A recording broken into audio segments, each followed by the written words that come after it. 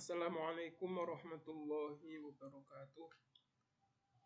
Ila hadratin Nabil Mustafa Sayyidina wa Maulana Muhammadin wa ila jami'i ikhwanihi minal anbiya wal mursalin wal ulama'il amilin wa syuhada'i wa salihin wal malaikatil muqarrabin khususan ila hadrati masyayikhina wa masyayikhi masyayikhina wa khususan ila hadrati ya Syekh Al-Imam Asy-Syairazi Al-Fairuzabadi wa ila hadrati Bahzin al-Abidin wa Mbah Munawwir wa Mbah Warsan wa Mbah Ali Ma'sum wa Mbah Maimun Zubair lahumul Fatihah.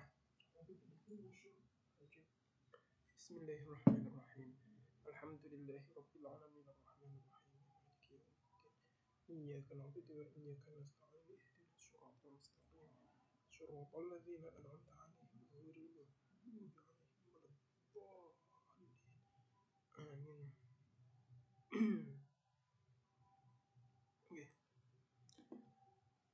Niki dugi faslun fi usulil fiqh nggih. Pertemuan keempat nggih, kitab Al-Luma'. Bismillahirrahmanirrahim. Qala al-musannifu rahimahullahu ta'ala wa nafa'na bihi wa bi 'ulumihi fid dharaini wa waffaqana amin. Faslun utawi iki iku fasal suwiji fi usulil fiqhi ing dalem nerangake usul fiqih. Wa amma usulul fiqhi lan anapun utawi usul fiqih.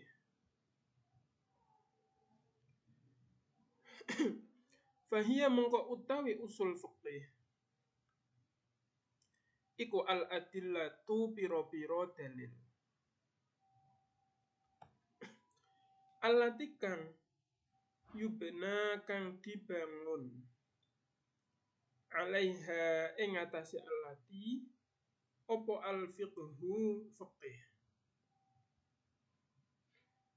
Wa malan perkara yutawassalu kang digawe tumeka apa bihi kelawan ma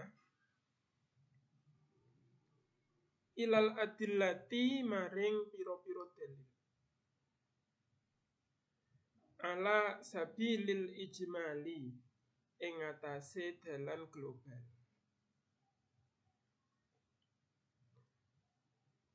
Jadi pasal ini menjelaskan tentang apa itu usul fiqih.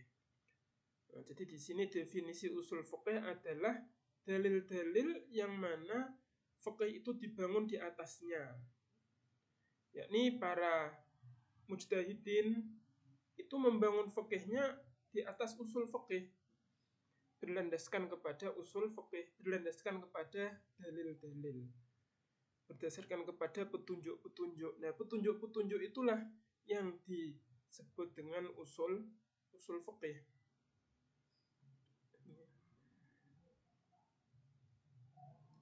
Nah, selain petunjuk-petunjuk, selain dalil-dalil, yang disebut usul fikih juga adalah hal yang digunakan oleh mujtahid untuk sampai kepada petunjuk. Jadi usul fikih itu selain dalil-dalil juga hal-hal yang digunakan untuk mencapai kepada dalil. Ala sabilil ijmali ing atase dalan global. Ing atase dalan global. Jadi ala sabilil ijmal di sini maksudnya itu tidak kok dalil satu permasalahan tertentu mboten, tapi lebih kepada membahas semua dalil yang ada. Misalnya wonten kata aqimus sholat, ini kan berarti dalile sholat. Wonten wa'atu zakat niku dalile zakat. Terus wonten kutiba alaikumus syiyam niku dalile poso. Ini kan satu persatu. Nah, usul fikih pun di usul fikih itu membahas kesemuanya itu. Jadi yang dikatakan di dalam usul fikih itu adalah al-amrul wujub. Aqimus shalah wa atu zakat. Itu kan semuanya lil wujub. Jadi ada kaidah al-amru lil wujub. Jadi membahas garis besarnya. Ya, usul fiqih itu membahas garis besarnya dalil-dalil syar'iyah. Mboten kok dalil per dalilnya, mboten kok napa nggih mboten bahas kepada satu dalilnya mboten. Nek membahas satu dalilnya itu namanya istinbat. Tapi hukum-hukum istinbat, tata cara istinbat, tata cara mendapatkan dalil, atau ilmu tentang dalil, apa itu wajib, apa itu dalil yang menunjukkan kewajiban, apa itu dalil yang menunjukkan keharuman, itu dibahas di dalam usul fiqih. Ya, jadi namanya aja usul fiqih. Jadi dasar fiqih, usul itu lah pokok, dasar daripada fiqih itu apa? Soalnya fiqih tidak bisa tidak bisa muncul tanpa wonten dasare. Meskipun dilihat dari sisi keilmuan, munculnya ilmu usul fiqih itu belakangan daripada ilmu fiqih.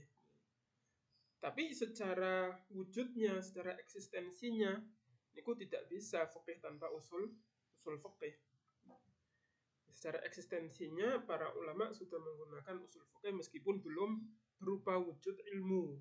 Yang pertama kali mewujudkan usul fiqih sebagai ilmu itu adalah Imam Syafi'i. Kedap baterainya mau habis.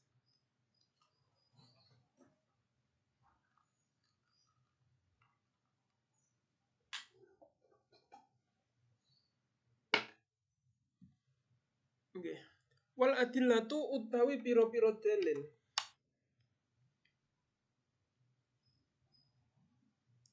Hahuna ing dalem kene tempat. Iku khitabullahi iku khitabe Gusti Allah. Azza moho agung sapa Allah wa jalla lan moho agung sapa Allah. Wa khitabu rasulillahi lan khitabe rasulihi nggih. Wa khitabu rasulihi lan khitabe rasule Allah sallallahu alaihi wasallam. Jadi Kanjeng Nabi Muhammad. Wa af'aluhu lan pira-pira penggaweane Rasul. Wa iqraruhu lan ketetepane Rasul.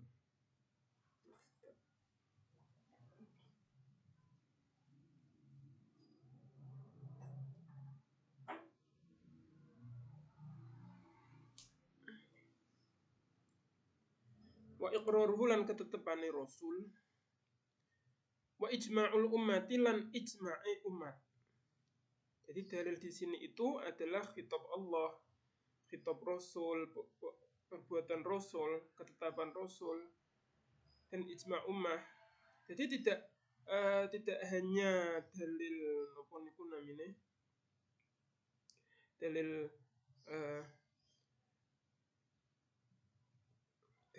niku napa nakli mawon nggih.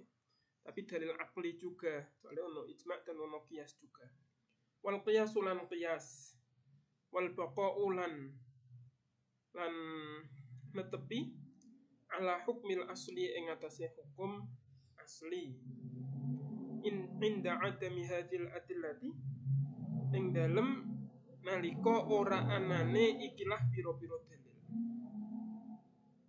Wa futiyal alimi lan fatwane wong alim fi haqqil ammati ing dalam haqqi wong awam.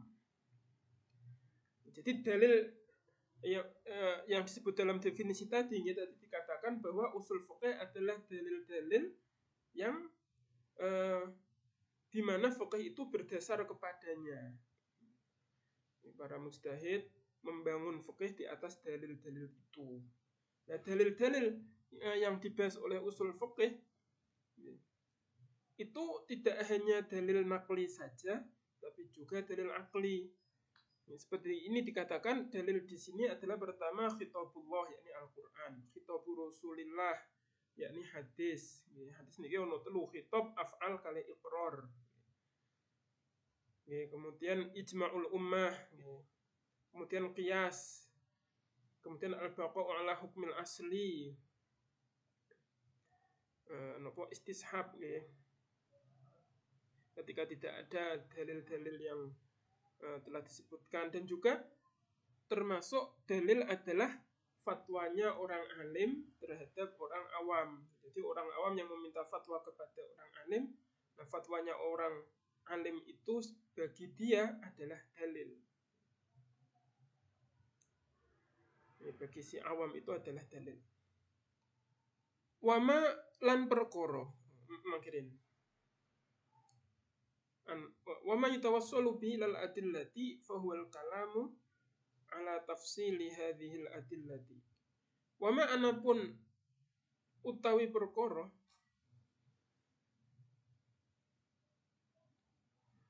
yutawassalu kang wa amma ma yutawassal amma. Wama anapun utawi perkara yutawassalu kang digawe tumeka apa bihi kelawan ma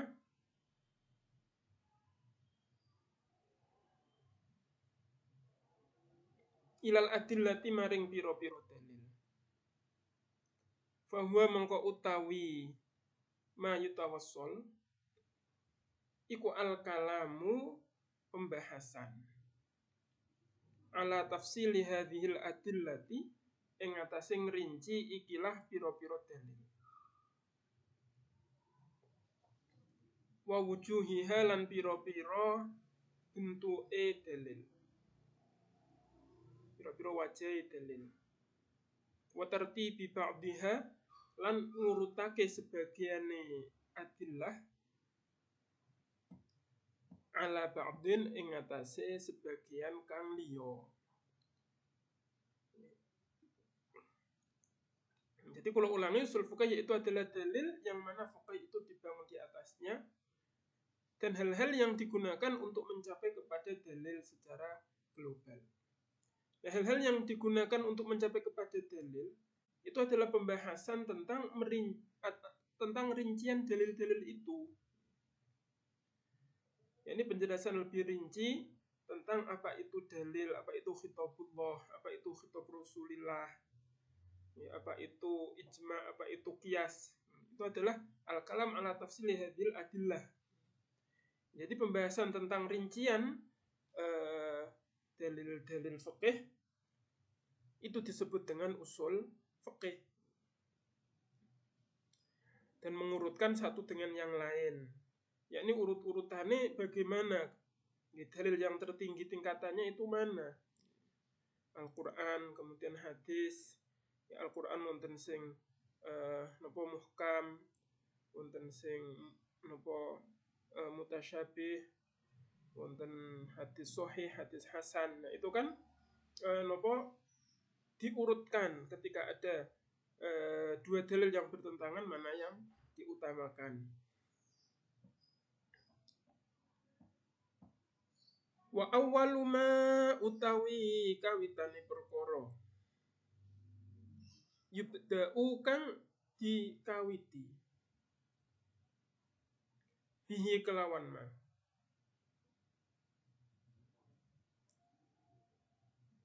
Wa awwalu ma yubda'u bil kalamu fi khitabillahi. Oh, ngeten. Wa awwalu ma utai kawitane perkara yubda'u kang dikawiti apa bihi kelawan ma. Al-kalamu iku pembahasan fi khitabillahi ing dalem khitabe Gusti Allah. Azzamuhu agung sapa Allah wa jalalan maha agung sapa Allah. Wa khitabi rasulihi lan khitabe rasule Allah. Khitab niku nggih kalam to, dawuh Allah, dawuh Rasul. sallallahu alaihi wasallam. Di annahuma krono sak temene khitabullah wa khitabur rasulih aslun iku dasar. Lima maring perkara siwahuma kang sakliyane napa siwahuma kang sakliyane khitabullah wa khitabu rasulih minal adillati sangking pira-pira dalil.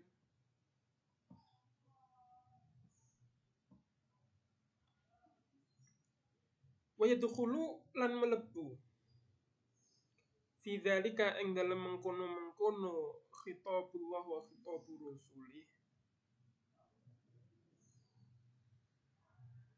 apa aqsamul kalami pembagiane kalam.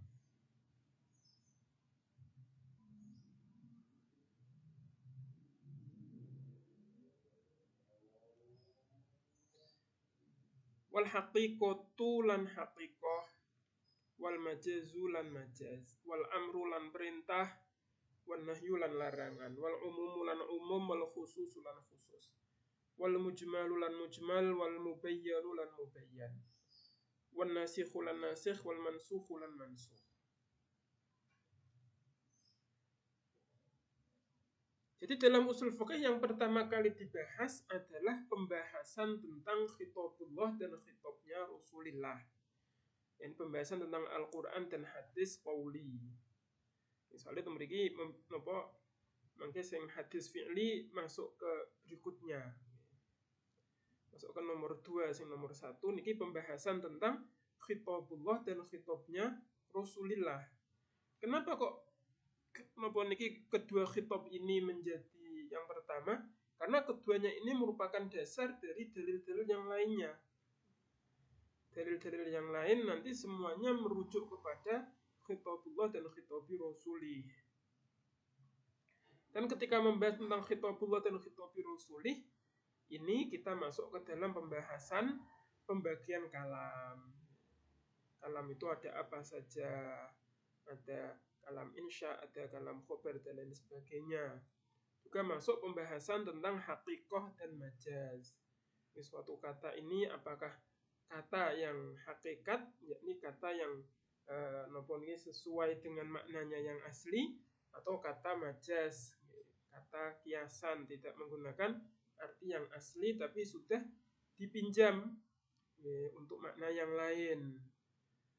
Kemudian juga dibahas tentang amar dan nahi. Soalnya bentuk amar niku macam-macam. Bisa pakai fi'il amar, kadang fi'il amar juga tidak berarti perintah, bisa berarti ibahah. Kadang juga fi'il madhi bermakna amar. Kadang redaksi-redaksi tertentu menunjukkan perintah. Dan ini dibahas gitu mriki. Ada amar, ada nahi, ada umum, ada khusus, ada mujmal, ada mubayyan. Ini semuanya dibutuhkan untuk napa niki mengistimbat fikih, untuk memunculkan suatu hukum fikih diperlukan pemahaman tentang hal ini semua dan nasikh mansukh. Sumal kalamu nuli pembahasan fi af'ali Rasulillah sallallahu alaihi wasallam ing dalem ing dalem pira-pira tindakane Rasulullah sallallahu alaihi wasallam wa iqrarihi lan ketetapane Rasulillah. Jadi pertama dawuhnya Allah dan dawuhnya Rasul. Kedua adalah perbuatan Rasul dan ketetapan beliau. Apa yang beliau lakukan dan apa yang beliau nopo ikrar itu diamkan nggih. Itu nopo sing pas. Jadi ketetapan itu maksudnya Nabi melihat sesuatu tapi beliau diam saja, membiarkan. Pembiaran beliau ikrar. Li'annaha krana sak temene af'al wa iqrar tajri iku lumaku apa af'al wa iqrar majra aqwalihi ing dalem tempat lumakune pira-pira pangendikane Rasulillah fil bayani ing dalem menjelaskan. Karena baik af'al maupun iqrarnya Rasulullah itu berlaku seperti ucapan beliau. Berlaku seperti ucapan beliau dari sisi sama-sama bisa menjelaskan. Meskipun lebih jelas akwal, tapi perbuatan beliau juga bisa menjelaskan suatu hukum. Ketetapan beliau juga bisa menjelaskan suatu hukum. Maka di sini af'al dan iqrar berlaku seperti ucapannya Kanjeng Nabi. Sumal kalamu nuli pembahasan fil akhbari ing dalam piro-piro kabar. Khabar niki biasane mencakup khitab aqwal wa af'al wa iqrarur rasul. Dan niki kenapa dibedakno nek mau wis ana aqwal utawa khitabur rasul, wis ana af'al, wis ana iqrar. Kenapa di sini ada akhbar? Nah, di sini biar bisa mencakup khabar yang selain Yang selain aqwal, af'al dan iqrarnya rasul. Napa wonten? Wonten yoniku khabare para sahabat.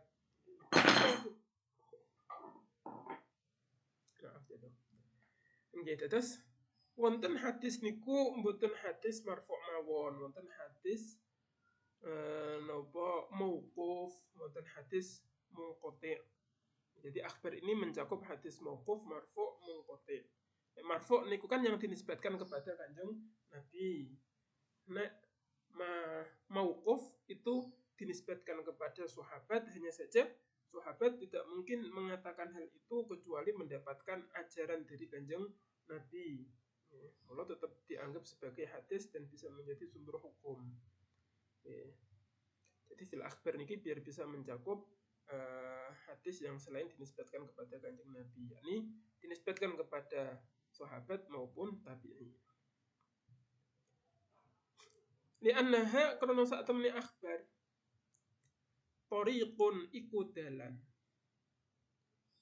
ila ma'rifati maring ngawruhi perkara zakarna kang nyebut sapa kita hu ing ma minal aqwali saking pira-pira pangendikane Nabi wal af'ali lan pira-pira penggaweane Kanjeng Nabi. Jadi pembahasan tentang akhbar ini kenapa diperlukan? Karena pembahasan tentang akhbar ini merupakan jalan agar kita bisa mengetahui aqwal dan af'alnya Rasulullah Shallallahu Alaihi Wasallam. Sumal kalamu nuli pembahasan fil ijma'i ing dalem ijma'i ulama. Li'annahu karena sak temene ijma' sabata iku dadi tetep apa ijma'. Fa'ile nguri nggih. Sabata iku dadi tetep apa kaunuhu anane ijma'. Dalilan iku dalil. Bi khitabillahi kelawan khitabe Gusti Allah Azza wa Jalla. Wa khitabi rasulihi lan khitabe Rasul Allah Sallallahu Alaihi Wasallam.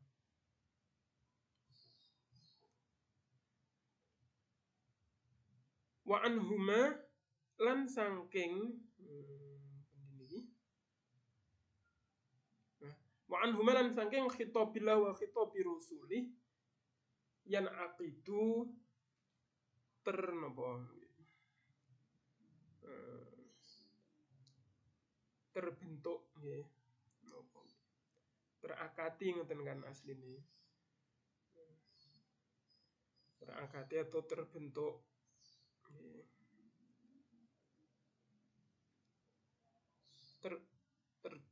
Terbentuk apa ijma.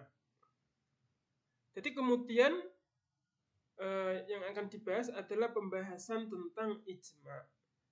Kenapa ijma dibahas di sini? Karena ijma ini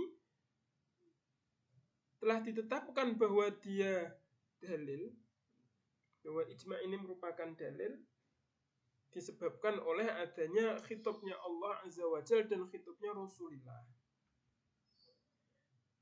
Yani ijma ini merupakan dalil karena Allah mengatakan ijma itu merupakan dalil. Karena Rasulullah menyatakan bahwa ijma itu dalil.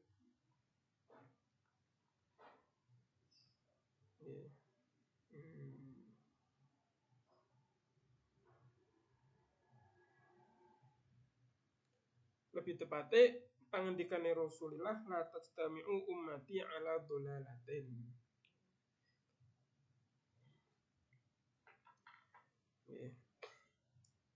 Jadi karena Rasulullah mengatakan la tajtami'u ummati ala dhalalatin, maka ijma ini menjadi dalil, menjadi bukti. Jadi ijma ini terakati atau dianggap, dan akid itu mungkin bisa dikatakan dianggap sebagai dalil, itu berangkat dari khitabullah dan dari khitabnya Rasulullah. Jadi mboten ngarang-ngarang dhewe para ulama. Pertama Al-Qur'an, kedua hadis, ketiga ijma. Ijma ngarang-ngarang dhewe mboten. Tapi keberadaan ijma sebagai dalil itu karena memang didasarkan kepada Al-Qur'an dan hadis. Sumal kalamu nuli pembahasan fil qiyasi ing dalam qiyas. Li annahu krono sak temene qiyas sabata iku tetep apa kaunuhu anane qiyas. Dalilan iku dalil. Bima kelawan perkara zakarna kang nyebut sapa kita hu ing minal adillati saking pira-pira dalil.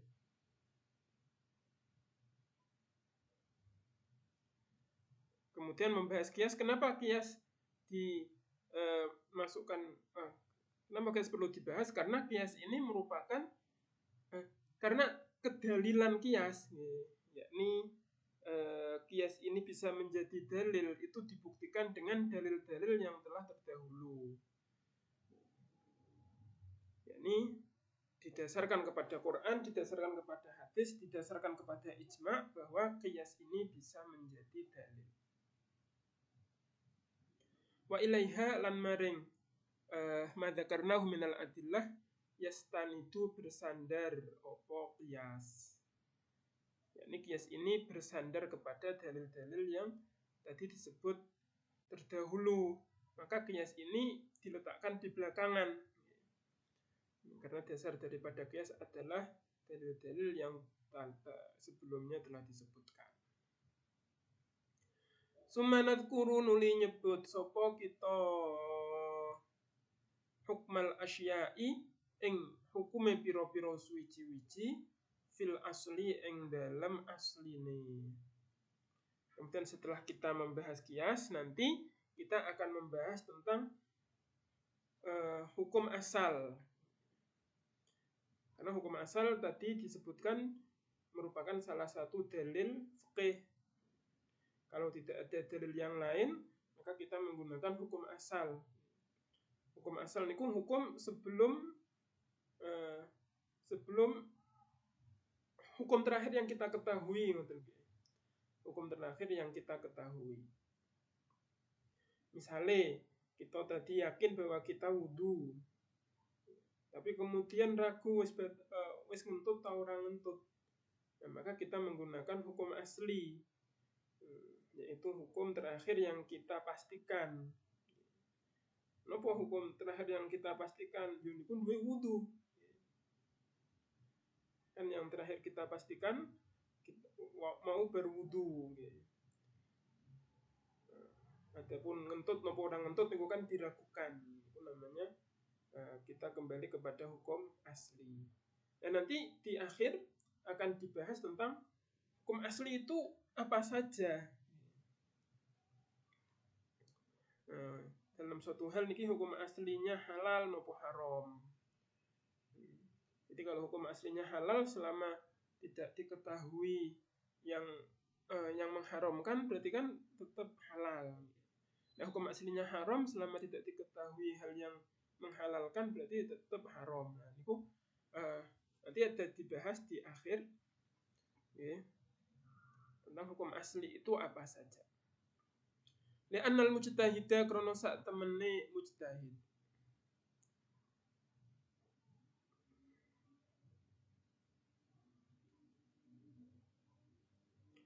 Iku innama yafzi'u.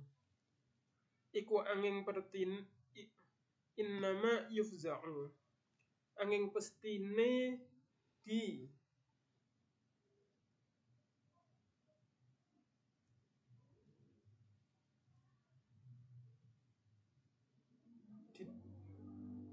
dipeksa sapa mujtahid ilaihi maring hukmul asya fil asl inda adami hadhil adillati ing dalem nalika ora anane ikilah pira-pira dalil. Karena mujtahid ketika tidak ada dalil-dalil yang di depan, maka dia akan kembali kepada hukum asal. Sumanadhkuru nuli nyebut sapa kita futyal alimi ing fatwane wong alim. Oh, berarti hukum asya niki mboten terakhir nggih, soalé ono maneh. Nggih. Jadi kemudian kita akan membahas tentang fatwanya orang alim itu bagaimana penjelasannya, keterangannya, dan kemudian sifatnya mufti, orang alim yang memberi fatwa itu sifatnya seperti apa, sifatnya harus dimiliki apa, yang tidak boleh dilakukan apa, dan juga mustafti, orang yang meminta fatwa itu sifatnya seperti apa, dan lain sebagainya. Li'annahu krono sak temene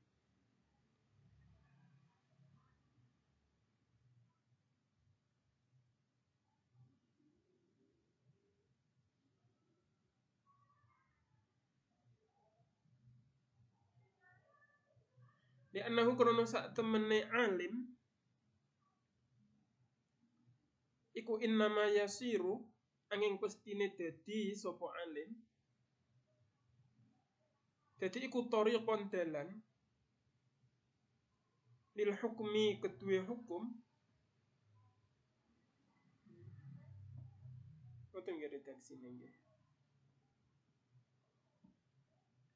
Innama yasiru thariqon iku dalan lil hukmi kedue hukum ba'dal ilmi ing dalam sakwise ngaweruhi bima kelawan perkara karena kang nyebut sapa kita hu ing ma.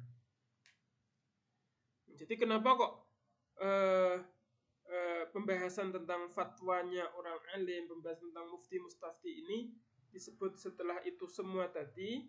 Ini karena seorang alim itu bisa menjadi dalil bagi orang awam, menjadi jalan untuk hukum, yakni orang awam bisa mendapatkan hukum itu kalau orang alim itu sudah mengetahui hal-hal tadi. Atau gampangannya orang alim itu bisa berfatwa kalau dia sudah mengetahui hal-hal tadi, mulai penjelasan tentang khitab, penjelasan tentang af'al dan lain sebagainya, ngantos qiyas, ngantos hukum asal.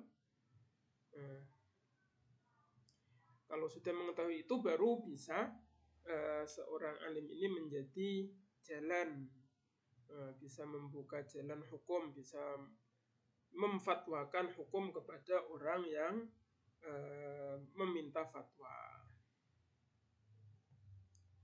Nah, terus ini yang terakhir, tsumma nadhkuru nuli bakal nyebut sapa kita al ijtihada ing ijtihad wa malan perkara ya ta'allaqu kang berhubungan apa ma bihi kelawan ijtihad insya alamun kersa sapa Allah Gusti Allah taala halim mahdhur sapa Gusti Allah. Kemudian yang terakhir kita akan membahas tentang ijtihad dan hal yang berkaitan dengannya insyaallah taala. Babu aqsamil kalami utawi iki iku bab pira-pira pembagiane kalam. Dan ini sampun mulai masuk teng pembahasan. Jadi utase pendahuluan pengantar.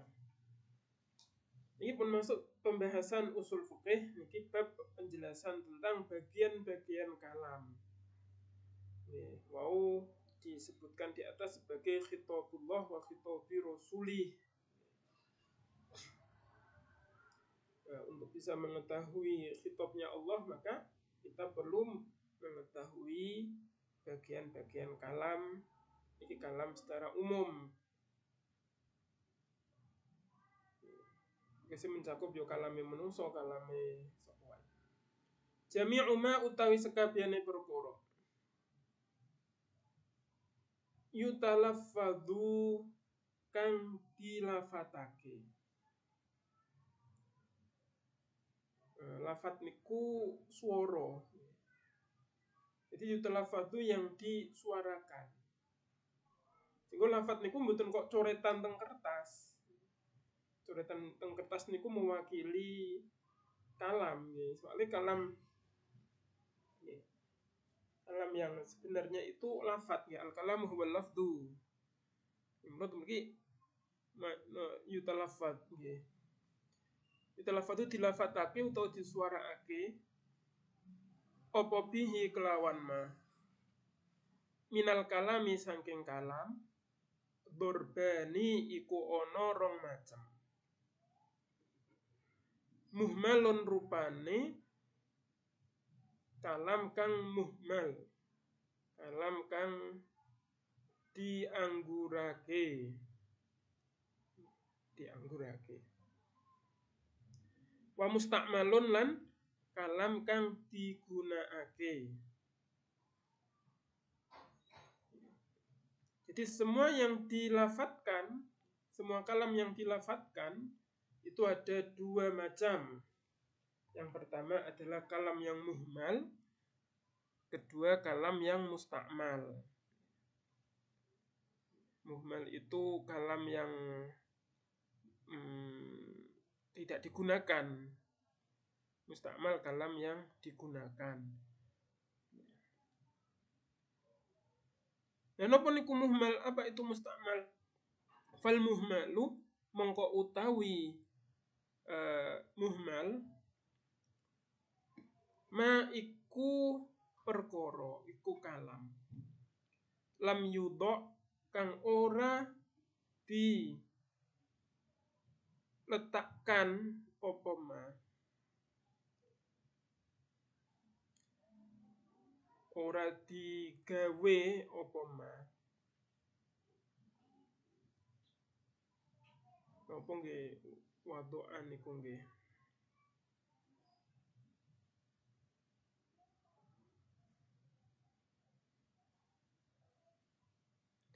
Wadoan niku bisa berarti membuat-buat.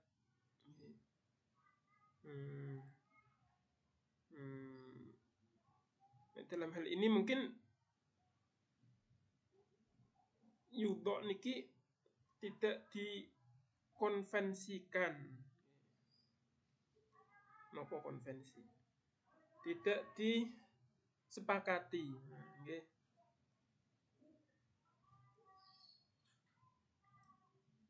Lil ifadati kanggo memberi informasi.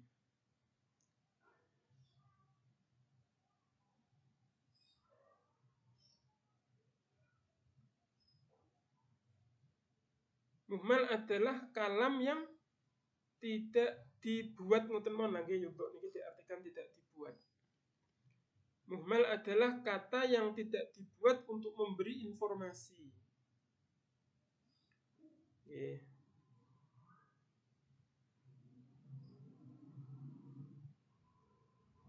Napa ada kata yang tidak dibuat untuk memberi informasi? Nggih. Kalam yang memang tidak dibuat, kalam yang tidak ada di kamus maksudnya nggih. Nopo contohnya? Nggih. Kata yang tidak dibuat untuk memberi informasi. Ya artinya kata yang tidak ada artinya.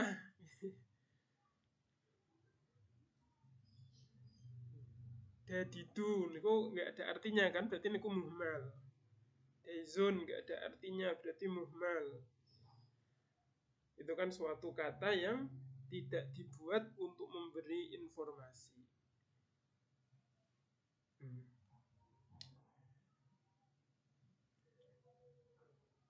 Nah, muhmal niki tidak berada di dalam percakapan manusia.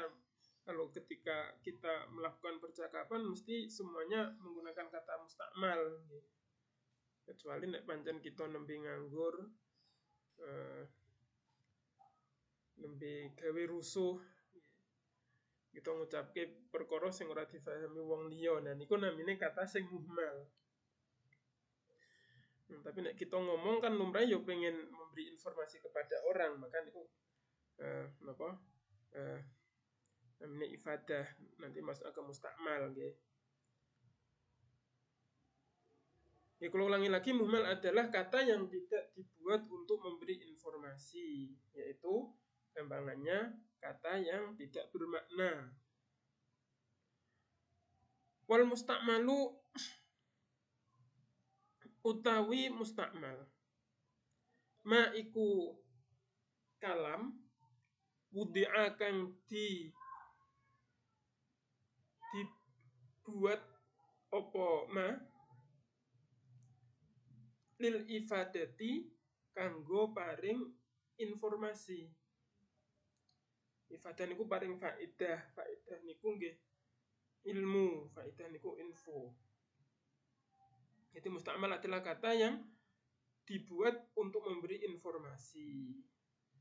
Yo kata nopo mawon, saya, dia, tembok, meja, lantai, kotak, gelas, HP, dan lain sebagainya. Itu semuanya adalah kalam yang mustakmal. Wadzalika utai mengkono-mengkono mustakmal, dorbani iku ono rong macam. Nah, mustakmal ini ada dua macam. Ahaduhuma utawi salah sijine dorban. Ma iku perkara la yufidu kang ora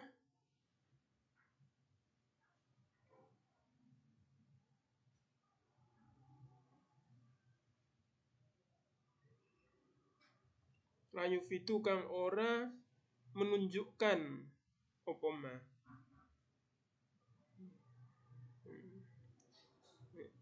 Ifadah afada yufidu ifadatan. Jadi yufidu niku ya sama maknanya dengan ifadah nggih. Ifadah bentuk masdare, yufidu bentuk fi'il mudhari'. Memberi nopo info, jadi menunjukkan nggih. Ma iku perkara la yufidu kang ora menunjukkan apa ma maknan ing makna. Fima ing dalem perkara wudi'a kang dibuat apa fima wudi'a kang dibuat apa mangarep lahu kedue mangguri.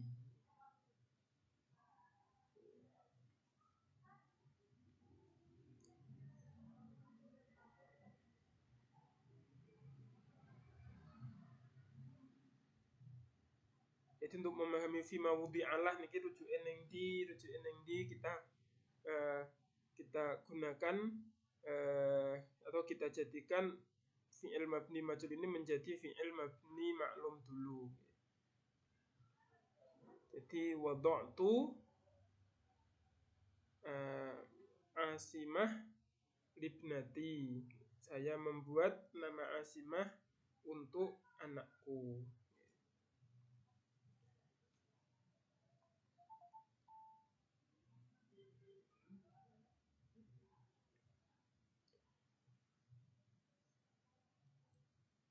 Jadi wada'tu al-lafdha lil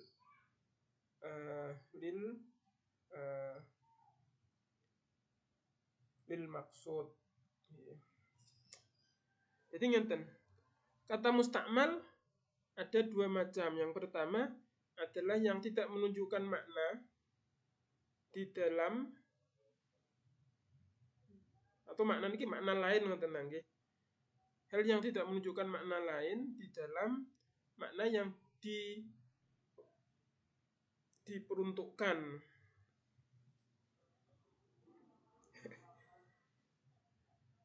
Terjemahan ini piye? Mangke langsung contohnya mawon. Wahya utawi kok iya nggih ngangge. Wahya utawi ahaduhuma iku al-alqabu pira-pira laqab. Soale khabare jamak kulo jam'in muannasu dadi dhamire ngangge ya. Wahya utawi ahaduhuma iku al-alqabu pira-pira laqab. Kazaidin, laqab niki mencakup nama nggih. Julukan nama. Kazaidin kaya Zaid wa Amrin lan Amr. Wa malan perkara asbah kang nyerupani apa mahu ing Zaidin wa Amrin. Jadi ngenten. Niki contohnya adalah Zaid dan Amr. Jadi Zaid itu ma la yufidu ma'nan fi ma wudi'alah. Jadi kata Zaid itu adalah kata mustakmal yang masuk ke kategori ahaduhuma, kategori pertama. Kenapa? Karena Z ini mala yufidu maknan, dia tidak menunjukkan makna fi mawdi'alah di dalam orangnya. Jadi mawdi'alah niki orangnya.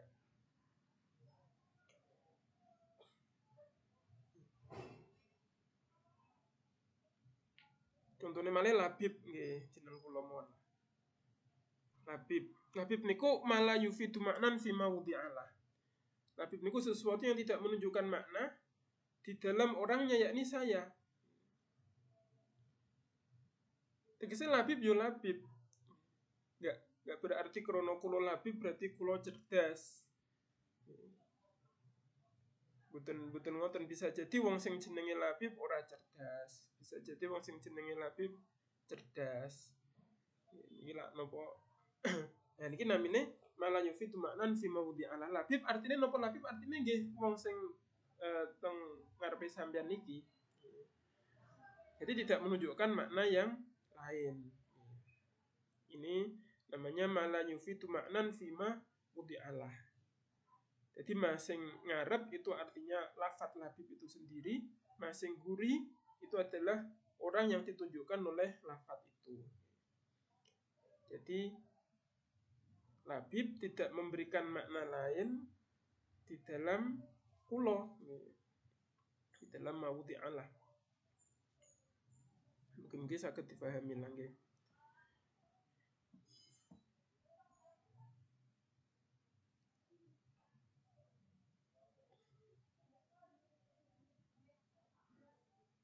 Wasani utai kang kaping pindho ma iku perkara yufidu kang menunjukkan apa maknan ing makna fima ing dalam perkara wudi'a kang dibuat apa mangarep lahu kedue mangguri. Yang kedua adalah kata yang menunjukkan makna yang terdapat di dalam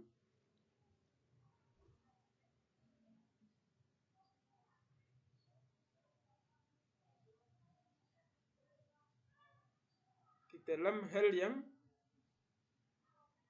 kata itu dibuat. Kita perlu gawe istilah nih. Istilah sing enak nopo ma wudi'alah.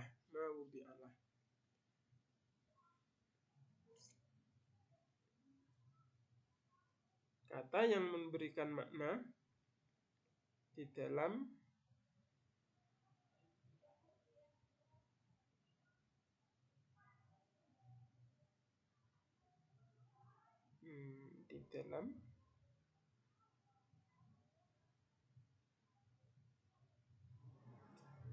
napa sih bahasa sing pas ngoten lho. Dadi ben ngomongin niku mboten bulet. Sesuatu yang menunjukkan makna di dalam sajane istilah kita nggih makna. Mawudi Allah niku ya makna itu sendiri. Misalnya labib. Mawudi Allah napa mawudi Allah kata labib napa mawudi kata labib niku ya saya. Saya ini kan makna dari labib itu, ngoten lho. Nggih. Napa nggih kata sing pas? Nggih. Mawudi Allah niku ya maknanya itu sendiri. Yang kedua adalah kata yang menunjukkan makna di dalam makna itu sendiri. Sesuatu yang ditunjukkan. Sesuatu yang menunjukkan makna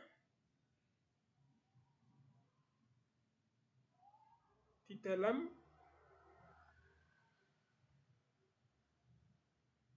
maudhu'nya. Bukan maudhu'nya.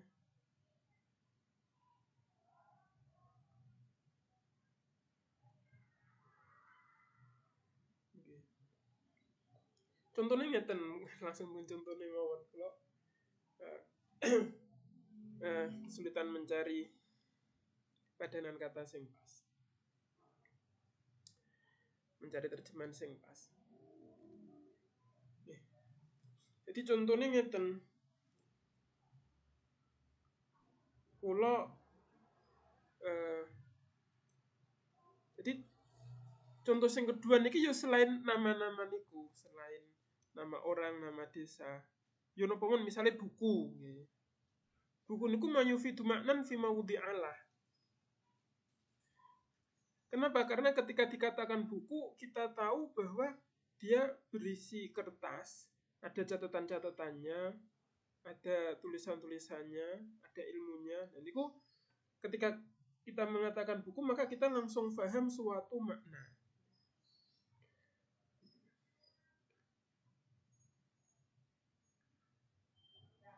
Atau ngeten, kalau ngeten mawon makna niki kita terjemahkan sebagai poin, okay. Sedangkan mawudi Allah niki kita terjemahkan sebagai makna. Cobi niku menawi bisa menjadikan jenengan luwih paham.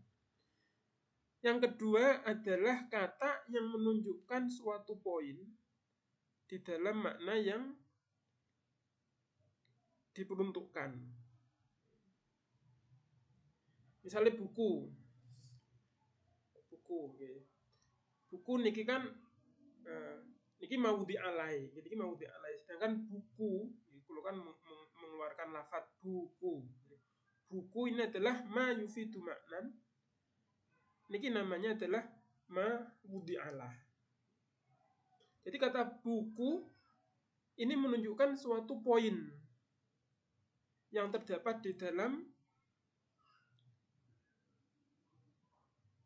makna yang dia tunjukkan.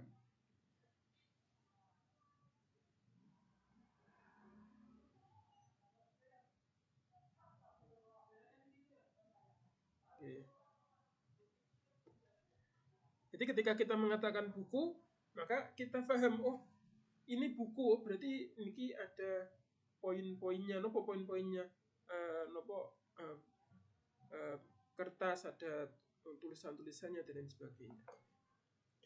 Begitu juga ketika saya mengatakan kursi.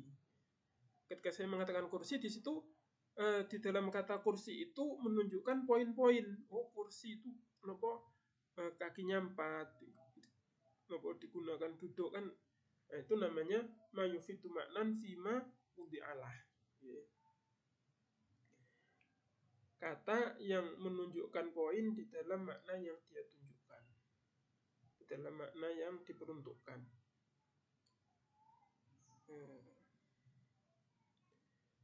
Ya mungkin-mungkin saged difahami. Wadzalika utai mengkono-mengkono mayufitu maknan fima wudi'alah. Iku salah satu asya'a telu piro-piro suci-wici. Ismun rupane isim, wa fi'lun lan fi'il, wa harfun lan huruf. Alama ing atase perkara qosama kang bagi hu ing ma sapa ahlun nahwi ahli nahwu. Jadi sing mayufitu maknan niki ada 3, yaitu isim, fi'il, huruf, sesuai dengan pembagian yang dibahas oleh ahli nahwu. Tentunya dikecualikan alam asma. Karena alam asma tadi, al-qab tadi masuk ke bagian yang pertama. Itu juga kan masuk ke isim di sini kan. Dalam pembagian ahli nahwu, al-qab itu masuk ke dalam isim. Tapi dalam pembagian mriki, pembagian usul fikih niki, al-qab, nama dan semacamnya itu nama orang, nama tempat, nama desa itu masuk ke bagian yang pertama.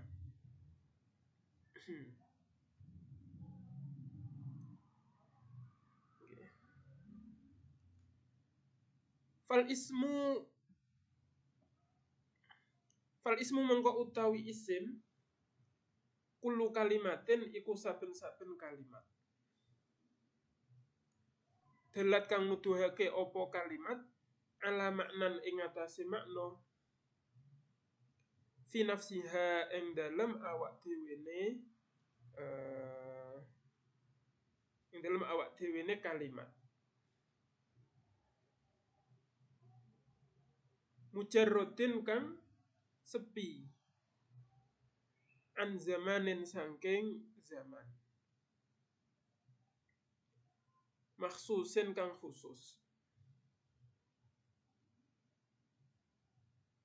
Karrojuli kaya wong lanang. Wal farosi lan kuda.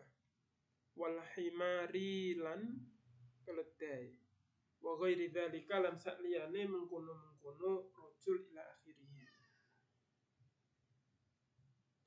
Isim itu apa? Mungkin persis dengan yang dibahas di dalam ilmu nahwu. Isim adalah setiap kalimat yang menunjukkan arti di dalam dirinya yang tidak disertai dengan zaman yang khusus. Misalnya orang laki-laki tidak terkait dengan zaman. Laki-laki, kuda, himar. Mungkin ini ketika dikaitkan dengan bahasa Indonesia agak sulit karena bahasa Indonesia semuanya tidak mengandung zaman. Kata benda maupun kata kerja tidak mengandung zaman. Tapi nek tenggene bahasa Arab ada kata yang mengandung zaman, ada kata yang tidak mengandung zaman, dan itu yang membedakan antara isim dan fi'il. Waktu begini rojul dikatakan isim dengan definisi kalimat yang memiliki makna di dalam dirinya dan tidak ada zaman di dalamnya.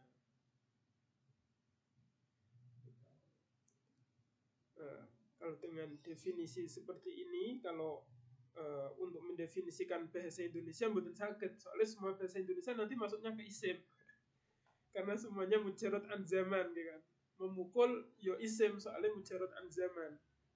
Kalau niki definisi khusus kangge bahasa Arab. Isim dalam bahasa Arab adalah semua kalimat yang menunjukkan arti di dalam dirinya sendiri dan dia sepi dari zaman yang khusus. Wal fi'lu lan fi'il.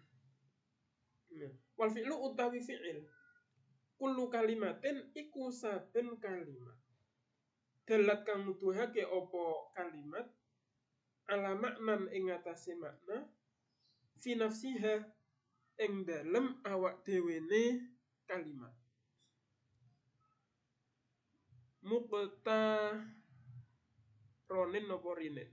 Iqtarona, muqtarinin nggih. Muqtarinin kang bebarengan di zamanin kelawan zaman. Pak kenapa mboten muqtaronin ya didelok fi'il madine. Fi'il madine iktarona napa ukturina. Iki napa iktarona kan bebarengan nggih.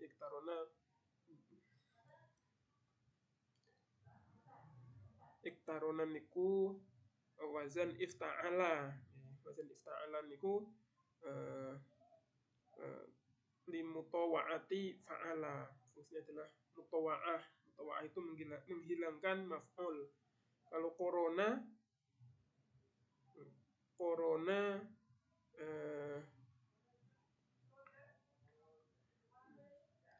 niku barengake. Jadi nek iktarona bebarengan. Jadi bukan muktaronin tapi muktarinin, bebarengan. Muktarinin kang bebarengan bizamanin kelawan zaman. Kakolika kaya ucapan sira doroba wis mukul sapa wong wa yaqumu lagi utawa bakal ngadeg sapa wong. Wa malan perkara asbaha kang nyerupani apa ma ing fi'il. Jadi fi'il adalah setiap kalimat yang menunjukkan arti di dalam dirinya sendiri dan bebarengan dengan zaman. Nah, sekali lagi niki beda dengan definisi kata kerja di bahasa Indonesia. Soalnya fi'il di dalam bahasa Arab itu setiap kalimat yang bebarengan dengan zaman. Dia punya makna di dalam dirinya sendiri dan punya makna di dalam dirinya sendiri itu artinya tanpa digandengkan dengan kalimat lain itu sudah punya makna. Kalau maknan fi nafsiha, doroba tanpa digandeng dengan apapun dia sudah punya makna. Dan dia bebarengan dengan zaman. Soalnya tenggene bahasa Arab, doroba itu artinya mukul pada waktu yang lampau. Maka fi'il itu enggak selalu pekerjaan. Sifat juga disebut fi'il kalau memang itu menunjukkan waktu. Contohnya nopo? Karuma zaidun, zaid biyen mulya. Utawa hasuna zaidun, zaid biyen ganteng. Nah, niku hasuna karuma niku bukan pekerjaan kan, tapi niku sifat. Meskipun sifat tetap disebut sebagai fi'il. Karena definisi fi'il ini bukan kok perbuatan atau apa, mboten. Definisinya adalah kalimat yang berbarengan dengan zaman. Dan definisi ini hanya bisa berlaku untuk fi'il bahasa Arab. Soalnya bahasa Indonesia orang ono fi'ile. Kalau dengan definisi ini, bahasa Indonesia mungkin nggak ada fi'il.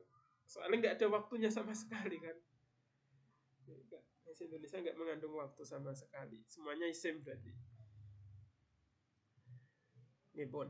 Wal harfu utawi huruf ma iku perkara la yadullu kang ora nuduhake apa ma ala maknan ing atase makna fi nafsihi ing dalem awak dhewe ne ma. Jadi huruf itu sesuatu yang tidak menunjukkan makna di dalam dirinya sendiri. Jadi huruf itu kalau sendirian masih belum punya makna dia. Tapi kalau sudah digandeng baru punya makna. Dan maknanya tergantung gandengannya. Misalnya bi, ba. Ba itu kalau cuma bi masih belum punya makna. Tapi kalau sudah digandeng dengan kalimat sebelumnya maka dia baru punya makna. Dengan kalimat setelahnya nggih. Marortu bi Zaidin.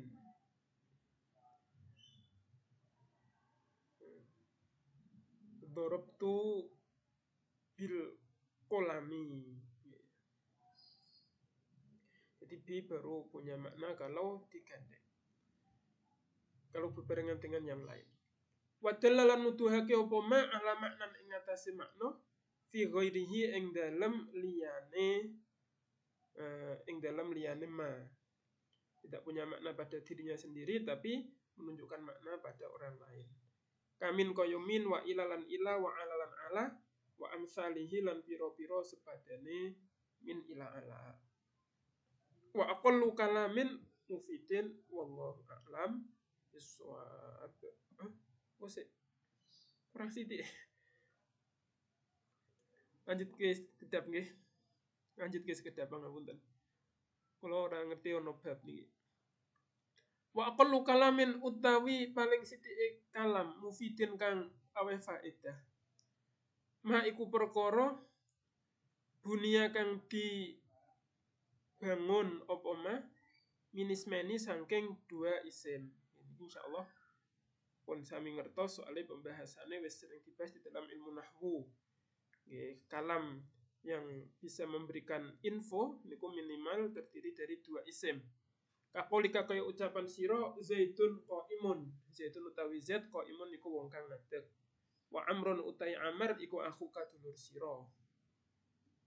Auma utawa perkara bunia kang dibangun apa ma minismen wa fi'lin saking isim lan fi'il siji. Satu isim satu fi'il. Kakolika kaya ucapan sira kharaja zaitun. Kharaja metu sapa zaitun zaid. Wa yaqumu lan ngadeg sapa amrun amr. Wa amma ma anapun utai perkara bunia kang dibangun apa ma min fi'laini saking fi'il loro. Au min harfaini utawa saking huruf loro. Au min harfin wa wasmin utawa saking huruf lan isim. Au harfin wa fi'lin utawa huruf lan fi'il. Fala yufidu mongko ora aweh info apa ma illa ayu qaddara kejaba arep yen to dikira-kiraake fihi ing dalem ma apa syai'un suwiji-wiji mimma saking perkara karena kang nyebut sapa kita hu ing ma. Nah, jadi kalam itu minimal terdiri dari dua isim atau satu isim satu fi'il. Jadi niki minimal.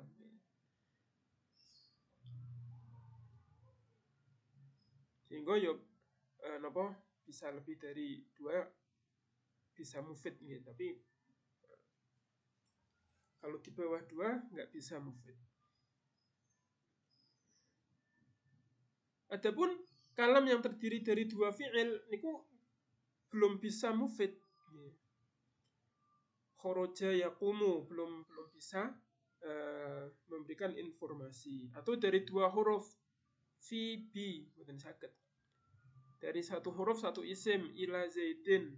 Mungkin niki bisa memberikan informasi akan tetapi ada kalimat yang tersembunyi. Ila zaidin yakni dhahabtu ila zaidin. Jadi ada kata dhahabtu yang tersembunyinya. Kalau ila zaidin tanpa mentakdirkan suatu kalimat pun itu belum bisa memberikan informasi. Itu juga huruf dan fi'il. Wa fa'ala, wa kharaja, tanpa mentakdirkan wa kharaja zaidun, tanpa mentakdirkan domir. Itu tidak bisa memberikan informasi, tidak bisa mufid. Nah niki illa ayyuqaddara kecuali kalau ada pentakdiran. Wa doroba niku bisa mufid kalau mentakdirkan wa doroba zaitun. Dan zaid pun memukul. Kalau tidak ada mentakdiran belum bisa mufid. Kakolika kaya ucapan sira ya zaitu he zaid. Fa inna ma'nahu mengko sak temene artine ya zaitu iku ad'u zaitan. Ad'u ngundang sapa ingsun zaitan ing zaid. Nah niki ya zaitu niki kan ya adalah satu huruf. Zaitu isim. Jadi huruf dengan isim kok bisa memberikan faedah? Kan pertanyaannya ngoten. niki ya zaitu bisa memberikan faedah soalnya ya artinya ad'u, ditakdirkan sebagai ad'u. Maka ya zaitu ini bisa disebut sebagai kalam mufid karena ya niki ditakdirkan sebagai ad'u. Ya zaitu takdirannya ad'u zaitan. Babul qawli fil haqiqati wal majaz wallahu a'lam bishawab. Mungkin manfaat menawi wonten pertanyaan saged ditanyakan teng komentar. Assalamualaikum warahmatullahi wabarakatuh.